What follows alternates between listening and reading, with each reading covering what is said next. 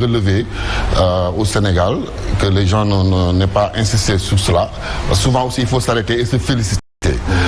Je le dis parce que ça fait quand même un quart de siècle, presque un quart de siècle, depuis 2000, quand même que le Sénégal réussit des alternances pacifiques.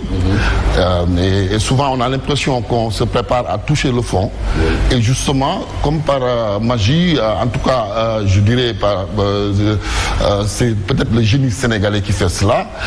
On parvient toujours à renaître de notre centre, de nos centres et à conjurer tous les mauvais sorts que le monde attendait de notre pays. On parle de vraiment fin du monde, guerre civile. C'est ça. Voilà. C'est ça. Oui, l'expérience, d'autres pays ont connu des situations, ça peut nous arriver aussi. C'est ça. Est-ce que c'est pas lié un peu à une main invisible qui vient un peu rétablir l'ordre normal des choses? Non, mais moi je pense que c'est lié à la maturité d'abord du peuple sénégalais. Comme je l'ai souligné tout à l'heure, ça fait quand même depuis 2000 on célèbre les alternances pacifiques. Et le Sénégal vote depuis très longtemps, comme nous le savons. Et donc, on a quand même cette particularité-là de notre pays qui s'est manifestée, qui s'est exprimée et qui a fait d'ailleurs, qui va faire peut-être même des jaloux dans la sous-région. Je ne sais pas comment les gens le perçoivent, mais en tout cas, notre image quand même est devenue extrêmement positive, assez lisse à travers le monde. La presse du monde qui nous attendait, il y avait pratiquement toute la presse du monde à Dakar, qui nous attendait dans la violence, etc. Et a été, a couvert plutôt une certaine élégance dans le processus. Et il faut en profiter également pour saluer le professionnalisme de ceux qui ont piloté, en tout cas, le processus. Ce sont les hommes qui ont piloté. Voilà. C'est vrai que il y a l'expression démocratique qui est une réalité. C'est il y a des gens quand même qui ont permis à ce que... Non, la direction générale des impôts et domaines. Et puis on félicite également M. Cissé, Martin Cissé, qui a quand même été magistral, il faut le dire, qui a piloté ce processus à la fin, en tout cas dans le moment le plus crucial, et qui a joué un rôle important, décisif, et il faut le féliciter. Féliciter la direction générale des impôts et domaines, la direction générale des élections, autant pour moi. C'est vrai que ce sont les éléments des impôts et domaines qui sont plus ou moins voilà. Mais surtout féliciter le peuple sénégalais, parce que c'est, comme je disais tout à l'heure, c'est un peuple qui a exprimé une grande maturité. Vous savez, lorsque vous regardez un peu ce qui se passe dans le monde, nous, on n'a plus de complexe, je pense, à nous faire, par rapport même à des démocraties dites avancées. Parce que vous prenez, par exemple, l'exemple même des États-Unis d'Amérique. Les États-Unis d'Amérique, c'est quand même un pays qui est le modèle de démocratie vraiment le mieux achevé. Mais en 2000, on a vu quand même que quand il y a eu l'élection présidentielle de 2000, qu'il y a eu des contestations du processus. Et voilà, M. Al Gore qui a contesté les chiffres, je ne sais pas si vous vous rappelez, contre Bush, et la Cour suprême elle-même de Floride qui est rentrée dans le jeu, les avocats des deux partis qui se sont confrontés, et voilà, donc ça, et c'est les États-Unis quand même d'Amérique. Et nous sommes un petit pays là, on parvient à faire les élections normalement, non seulement on fait les élections de façon mais impeccable, mais également, c'est vraiment surréaliste en Afrique. C'est un opposant qui passe, mais s'il vous plaît, au premier tour, quoi. Donc, ça, quand même, je pense que c'est des choses qui méritent quand même d'être saluées. Il ne faut pas seulement voir le côté négatif. C'est vrai, il y a eu beaucoup de violence, il y a eu des morts, c'est vraiment regrettable. Il y a eu des crispations, et même un ensauvagement du processus politique. Un ensauvagement et une anarchisation de l'espace politique. Bon, les responsabilités, à mon avis, sont partagées. On souligne aisément la violence avec laquelle les forces de l'ordre ont géré les manifestations.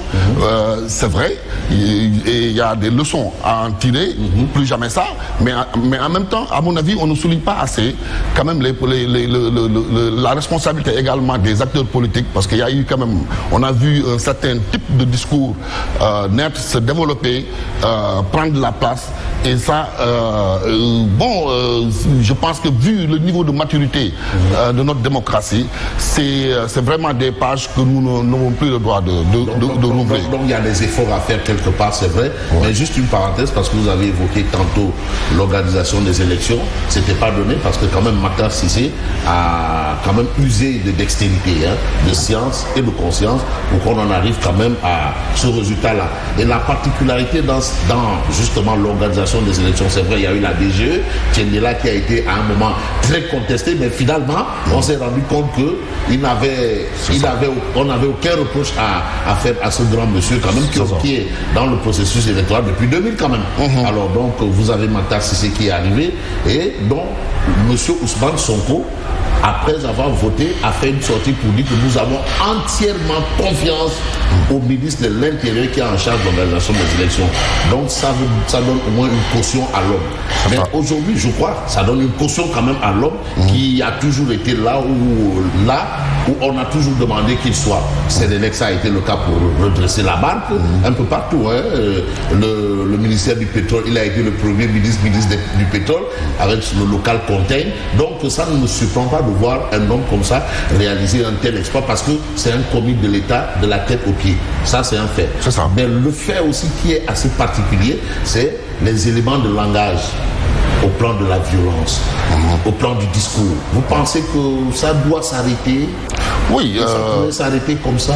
Oui. Avant de répondre à votre question, je pense aussi qu'il faut voir que le président Macky Sall lui-même, parce que justement, quand quelqu'un part, on ne lui jette que des cailloux dans nos pays, mais il a quand même, lui, en tout cas dans les derniers moments qui ont précédé son départ, on a senti quand même une volonté de vouloir faire les choses de façon transparente. Et je pense que parmi les raisons qui ont justifié, d'ailleurs, les multiples reports, là, c'est pas pour faire les choses de façon transparente. Non, je veux dire, le fait qu'on ait mis M. Cissé à cette posture, à mon avis, renseigne sur un fait que le président Macky Sall a voulu quand même bétonner, verrouiller, c'est le terme qu'il faut utiliser, a voulu verrouiller le système. Et vous savez, quand tu es au pouvoir en Afrique, il y a toujours des moyens, si vous ne voulez pas quitter le pouvoir, de rester, soit en créant les conditions du chaos, voilà. Et ça, je pense qu'il faut aussi rendre à César ce qui appartient à César. Mais pour répondre à votre question, je suis en train de perdre le fil. Oui, les éléments de langage, le discours qui avait été Fabrice, moi je pense que teinté de violence. Voilà. Est-ce qu'on n'était pas en face aussi d'une situation où ceux qui sont au pouvoir aujourd'hui et qui étaient dans l'opposition étaient dans une logique de résistance? Oui, je suis d'accord, mais en tout cas, c'est l'argument qu'ils avancent pour dire que bon, si on n'avait pas fait comme cela, on n'aurait peut-être pas eu le résultat qu'on a obtenu aujourd'hui. Peut-être, mais la fin justifie les moyens. Mais oui, donc on est dans l'hypothèse justement de la fin qui justifie les moyens. Et je pense que si on reste dans cet engrenage, le danger, c'est que chaque fois que quelqu'un veut accéder au pouvoir, il peut dire que tout m'est permis, je vais dénigrer, je vais insulter et pourvu simplement que je puisse atteindre mon objectif. Et ça, je ne pense pas que ce soit quelque chose de bénéfique pour le pays. Je crois que le niveau aujourd'hui de développement de notre démocratie est tel qu'il y a certaines pratiques qui doivent disparaître. C'est-à-dire qu'il doit y avoir une réforme, en fait, en tout cas de la manière de faire de la politique. Mais comment? Une réforme des mentalités, c'est les hommes politiques eux-mêmes qui doivent prendre conscience, justement, qu'en utilisant, qu'en usant et abusant de certaines méthodes pour arriver au pouvoir, ils doivent se rendre compte qu'ils peuvent eux-mêmes être victimes de cela. Parce qu'une fois arrivés au pouvoir aussi, l'opposition peut se dire que